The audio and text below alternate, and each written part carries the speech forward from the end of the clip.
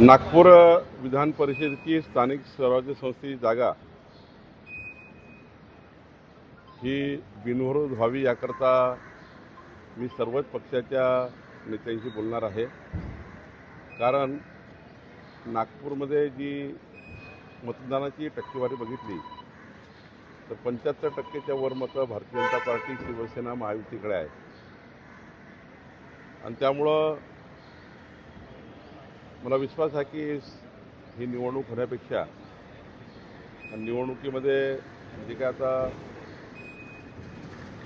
Petrol डिझेलची टंचाई आहे किंवा थोडी आपत्ती आहे याचा विचार करून मला वाटतं ही निवडणूक अनौपचारिक व्हावी अशी विनंती मी सर्वांना करणार आहे।